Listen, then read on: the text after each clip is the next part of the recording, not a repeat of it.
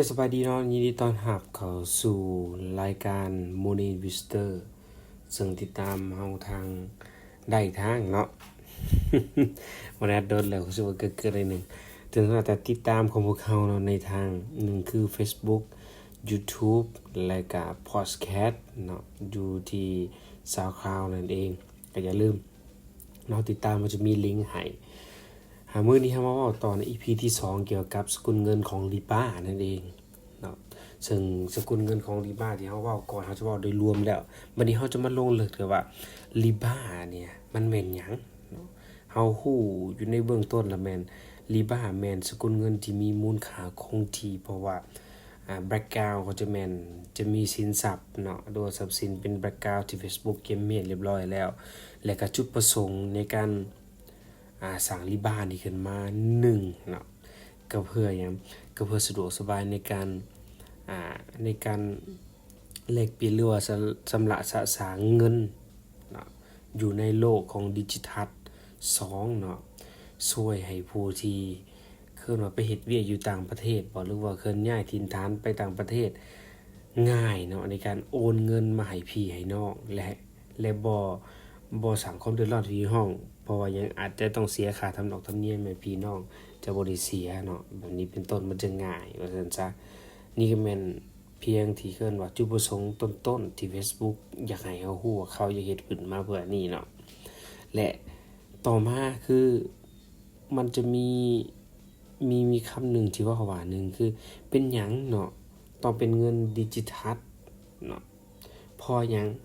คำว่าดิจิทัลหมายความว่าเฮ็ดได้ก็ได้แบบเฮาโอนเงินหรือว่าชำระสะสางมันง่ายเนาะเพียงก็คือลักษณะคือพิมพ์คือแบบส่งข้อความนี่จำปึ๊บปั๊บส่งตอบเรียบร้อยเลยเนาะไวเนาะบ่คือการชำระสะสางแบบแต่กี้ต้องสแกน QR Code ต่างๆนานาเนาะเพื่อที่ชำระสะสางง่ายแต่ว่าตัวนี้ง่ายเลยเพียงแต่พิมพ์ข้อความเท่านั้นเนาะเพราะว่าเขาจะมีแพลตฟอร์มของเขาเองเนาะของ Libra ที่เฮ็ดออกมาตัวนั้นนำใช้ในการใช้จ่ายแบบดิจิทัลและมีอันหนึ่งที่ให้เราฮู้ว่า1คือหลายๆคนอาจจะสงสัยว่า Bitcoin น่ะเนาะ Bitcoin กับ Libra น่ะมันต่างกันแนวใดเนาะเฮาจะเว้ารวมๆเลยคือ Bitcoin นี่ก็แม่นเป็นสกุลเงินหนึ่งเนาะที่ใช้อยู่ในโลกของดิจิทัลเนาะในอินเทอร์เน็ตแบบนี้เป็นต้นเนาะโดยแต่ว่าโดยเนาะเงินดังกล่าวนี่มันจะขึ้นลงมันคือการลงทุนนั่นแหละไปเนาะตะกี้หลายๆคนก็บ่เข้าใจคำว่า Bitcoin เนาะประเทศลาวของเฮาหั่นน่ะเฮาหาก็บ่รู้จัก Bitcoin บางคนก็รู้บางคนก็บ่รู้แต่ว่าต่างประเทศเขามีการลงทุนไปเรียบร้อยแล้วเนาะเกี่ยวกับสกุลเงินดังกล่าวนี้ก็ได้กอบโกยกำไรหยังต่างๆนานาบ้านเฮาก็มีคือกันเนาะแต่ว่าจะบ่แพร่หลายแล้วก็คนย้านที่จะลงทุนในคำว่า Bitcoin เนาะเพราะว่าสกุลเงินตัวนี้มันอาจจะขึ้นมาอาจจะลงเนาะได้ทุกเวลาแบบนี้แต่ว่าเงินของ Libra นี่มันจะทรงโตเนาะจะบ่มีก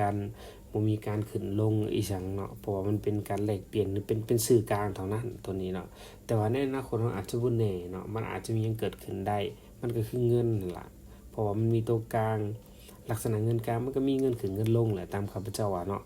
แต่อันนี้เป็นข้อมูลที่ข้าเจ้ารายงานมาเนาะข้าพเจ้าก็เลยมาอ่านแล้วก็มา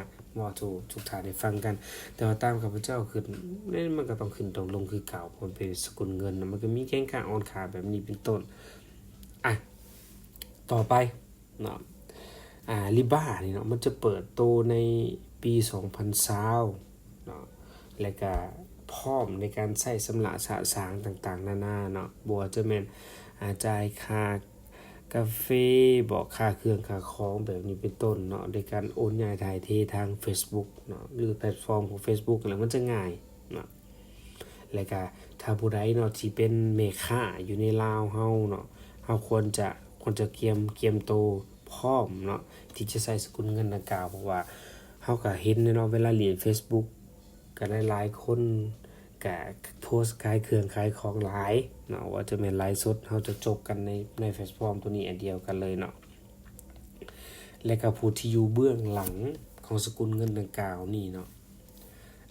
คือองค์กรที่ Facebook เว้าขึ้นมาว่า องค์กรของ Libra เนาะ Association เนาะที่มันบ่หวังผลกำไรแบบนี้และก็ผู้ที่เข้าร่วมเป็นแบ็กกราวนด์ในการสนับสนุน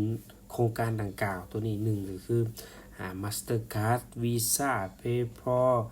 Uber Lyft เนาะ Vodafone และก็Spotify eBay เนาะและก็ผู้ที่จะเข้าร่วมอยู่ในการสนับสนุนดังกล่าวก็ต้องประกอบเงินอย่างน้อยผู้นึงแม่น10 ล้านเหรียญขึ้นไปเนาะแล้วก็ Facebook ก็คาดหวังว่าจะมีผู้ที่จะมาเข้าร่วมเนาะในโครงการดังกล่าวนี้ที่บ่หวังผลกำไรแบบนี้เนาะกว่า100รายเนาะที่จะมาเป็นแบ็คกราวด์ในการสนับสนุนโครงการดังกล่าวนี้และต่อมาหลายคนอาจจะสงสัยว่าการใช้สกุลเงินดิจิทัลนะอยู่ใน Facebook แบบนี้นะมันมีความเสี่ยงหรือบ่ทาง Facebook เพิ่นก็ได้ยังยืนว่าการในตัวนี้มันบ่มีความเสี่ยงเนาะเพราะว่าหยังเพราะว่าเวลาจะใช้สกุลเงินของ Libra นี่มันจะหยังมันจะต้องกรอกข้อมูลเนาะแล้วก็มีบัตรประจำตัวในการประกอบตัวนี้ดังกล่าวเฮาก็บ่ฮู้ว่าขั้นตอนมันจะเป็นแบบใดเขาควรจะคิดมาเรียบร้อยเลยเนาะแบบธนาคารนั่นแหละเนาะเพื่อเป็นการยั่งยืนว่าซั่นซะลักษณะคือบัตรเครดิตของพวกเฮานั่นแหละเนาะบัตรเครดิตบัตร ATM แบบนี้แหละกับเจ้าก็คงจะบ่นอกเหนือไปจากนั้นเพราะว่าเขาก็ต้องมีบทเรียนมาจากธนาคารแหละเพียงแต่มันเป็นเป็นโต๊ะกลางในการจับจ่ายใช้สอยที่มันง่ายกันแบบทั่วโลกอะนะเนาะและก็Libra นี่เนาะนี่ส่วนตบิดตามบทรายงานของที่ข้าพเจ้าไปเบิ่งในอินเทอร์เน็ตเนาะมาหมายความว่าLibra นี่มันจะหารายได้เนาะจะหารายได้1ก็คือทางอาจจะแม่นเปอร์เซ็นต์หรือว่าค่าธรรมเนียมในการจับจ่ายใช้สอยของแบรนด์เนาะสมมุติว่าผู้ขายเครื่องบ่หรือว่าแบรนด์ดังต่างๆที่จะมาขายเครื่องทาง Facebook ในการโอนย้ายถ่ายเทแบบนี้เขาก็จะเป็นเอาค่าธรรมเนียมแต่น่าจะบ่สูงเนาะบ่สูงก็ถือว่าพอแหละเนาะน้อยเศษหนึ่งก็ถือว่าพอแล้วเพราะว่าพอคนที่ใช้ Facebook หั้นหลายไผก็จะโอนหลายยกง่ายๆเนาะอยู่บ้านเฮานี่เนาะคือใครธนาคารที่ใช้หลายที่สุดเนาะเก็บค่าธรรมเนียมอยู่ในนี่มันมีเงินสะพัดที่ไหลเข้าไหลออกก็ถือว่าหลายถ้าเก็บหน่อยก็ตามท่านพูดว่ามันเก็บเปอร์เซ็นต์น้อยเดียวนึงเนาะแต่ว่าการน้อยเดียวของเปอร์เซ็นต์ดังกล่าวการโอนนี่เวลามันบวกหลายๆคนขึ้นมาน่ะหลายธุรกรรมหลายๆเทื่อขึ้นมันหลายเด้เนาะท่านผู้ฟังและก็ต่อไปอาจจะแม่นอาจจะมีการคืนว่าหยังก็แบบธนาคารนั่นแหละอาจจะมีการยืมเงินยืมคำแล้วเขาอาจจะเก็บค่าธรรมเนียมหรือว่าเปอร์เซ็นต์เป็นสินเชื่อนี่อยู่ทาง Facebook ก็ได้และนอกเหนือจากนั้นผู้ใดที่แบบว่าจะเปิด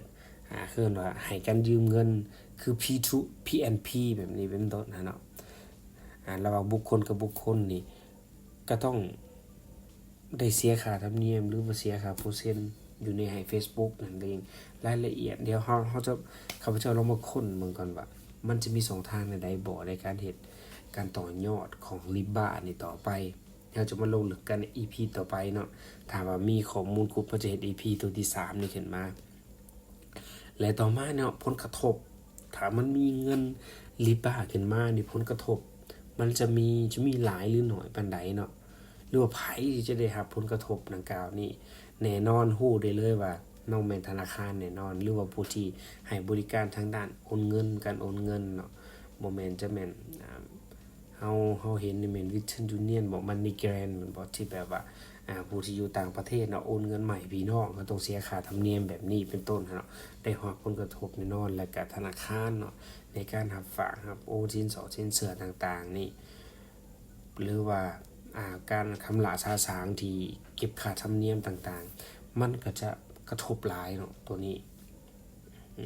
และก็หลายๆธนาคารอยู่ในทั่วประเทศเนาะ